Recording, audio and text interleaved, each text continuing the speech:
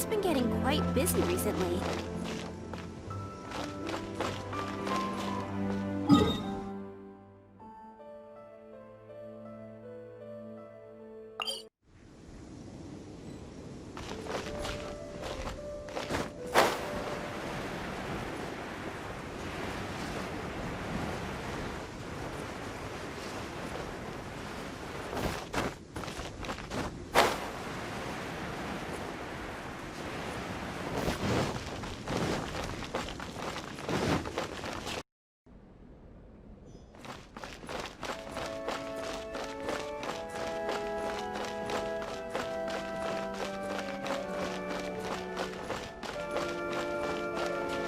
This is Barbara, the deaconess of the church. She is here to retrieve the holy lyre to Hamil. May the animal Archon protect you.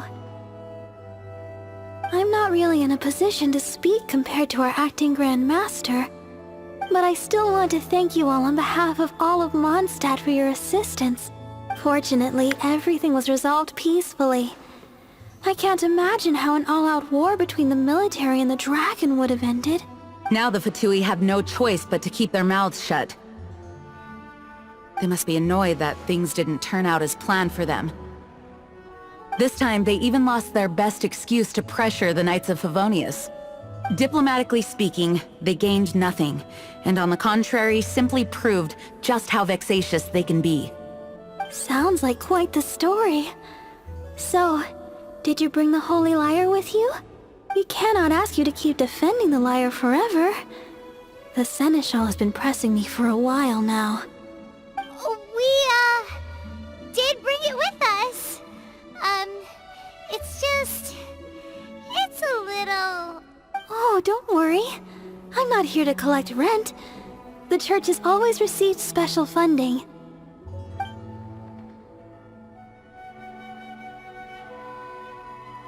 The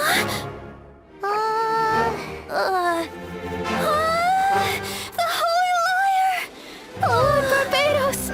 Even if I atone for these sins for the rest of my life, it would still not be enough! Oh, give it here.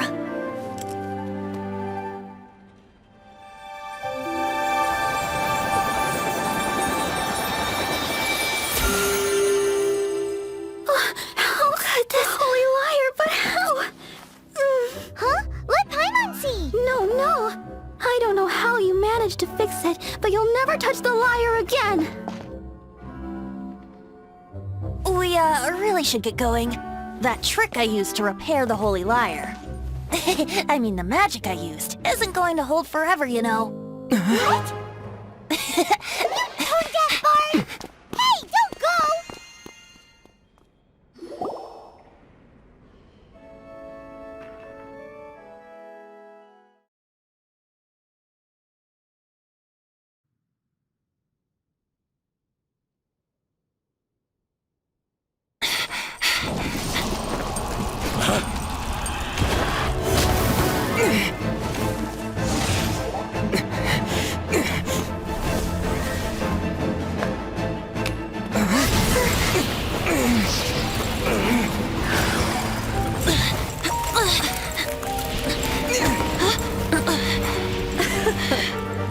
At last, Mondstadt's rodent ruler in the flesh. Scurrying through the streets looking for leftovers? Mondstadt calls this a god? Resident rodent beats invasive vermin. Don't you dare speak back to me, insolent bard. Absentee Archon of Mondstadt. How impotent you've become. That smirk you wear looks out of place. Did you steal it from your master's face? You should have held your tongue.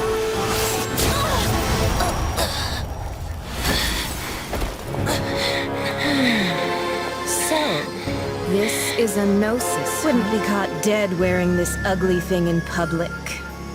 Beauty is a waste when the beholder has no taste.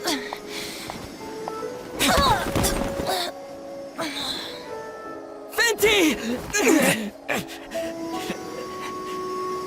Well, we have what we came here for. Come, before our dear Favonian friends arrive. Leave nothing for them to find.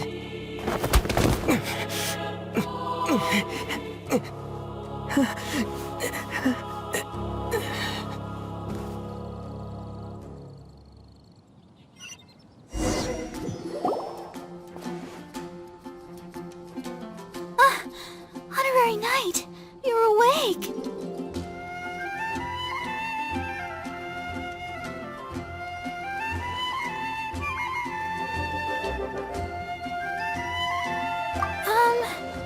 I wouldn't say he's alright, exactly. I found you lying unconscious outside the cathedral and used my elemental powers to heal you. That bard awakened first, but strangely, my healing powers had almost no effect on him. This is the first time I've encountered such a patient. But he just said, "It's completely normal," and then got up and left the cathedral.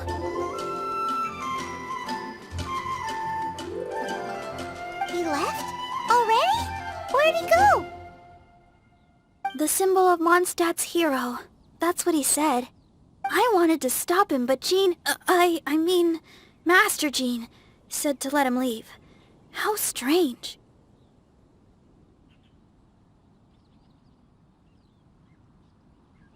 Paimon remembers Venti healing under that tree before. It's probably due to the connection between Windrise and the animal Archon. Master Jean has figured it out as well, but we can't tell Barbara.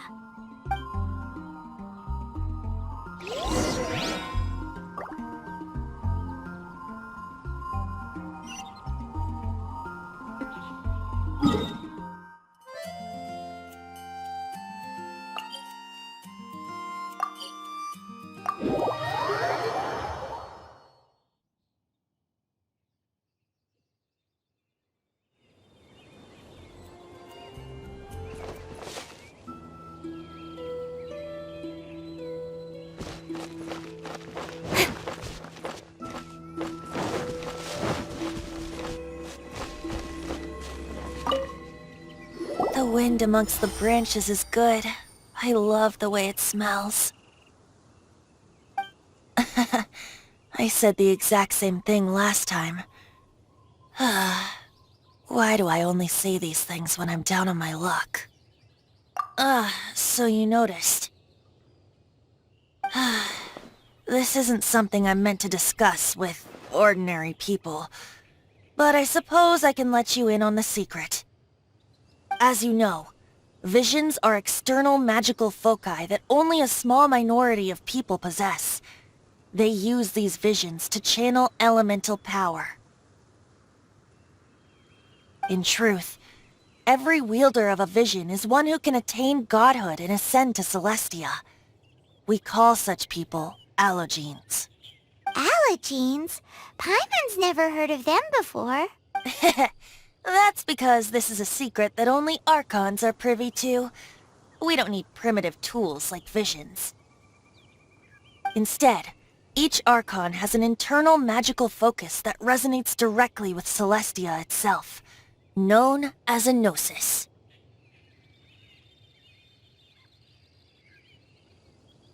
It's just a glowing glass ball I carry around to avoid suspicion.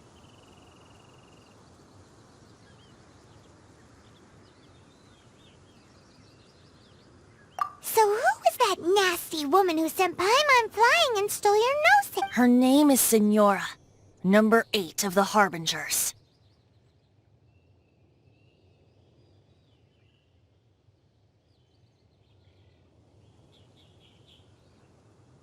She and the rest of the Harbingers have been given godlike executive authority by the Tsaritsa of Snezhnaya, and with it, strength surpassing that of other mortals. The Tsaritsa of Snezhnaya? Isn't that... Indeed. She is one of the 7, the Tsaritsa who reigns from her winter palace, and the one person that the Fatui Harbingers all answer to. The 7 don't always get along well, but still. I never thought that she would plot to steal another Archon's Gnosis. How should I put this? 500 years ago, I knew her well, but I can't say the same is true now. You see, a certain catastrophe happened 500 years ago, and after that, she cut off all ties with me. But we can save discussion of the Cryo Archon and the Fatui for another day. If you seek the rest of the Seven, many difficulties lie ahead of you still. You should head for Mondstadt's neighboring nation of Liyue. The Geo-Archon who reigns there, unlike me, administrates his entire region personally.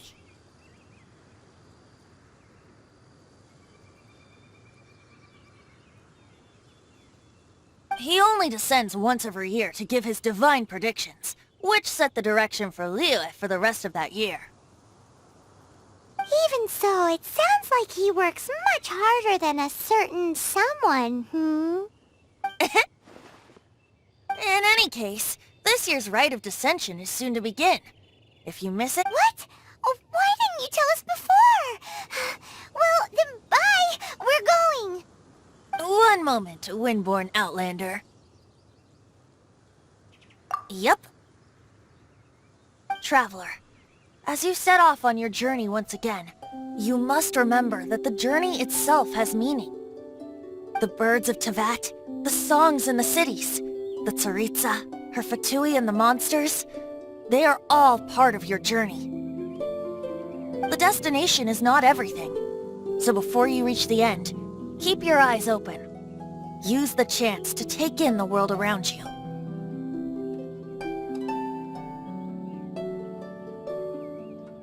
Great. So, that's that for the Animo Archon's admonishments. Back to Venti time.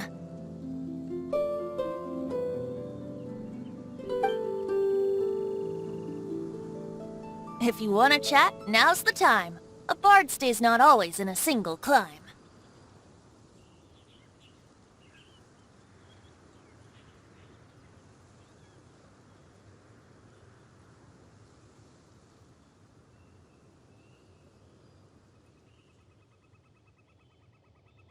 That Fatui lady didn't hang around, did she?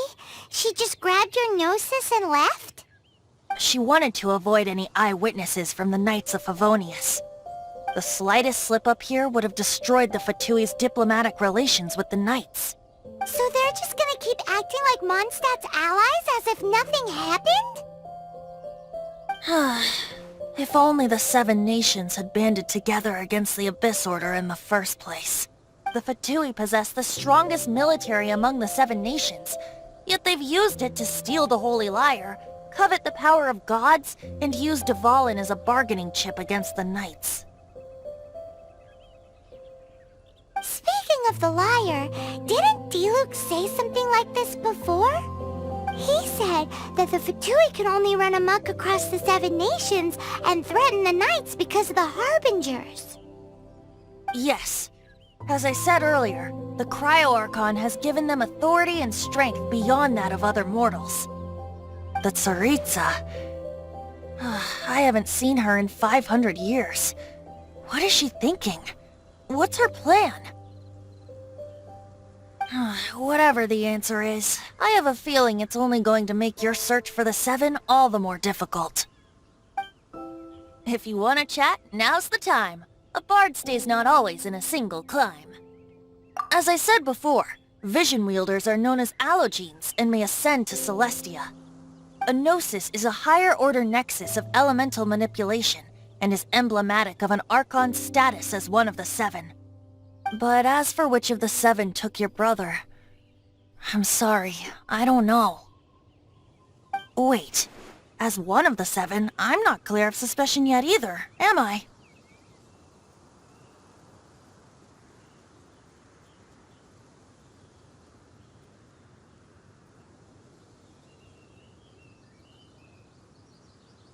Hang on a hot second. Tone Deaf Bard is just one of Barbados' many incarnations. Who's to say that...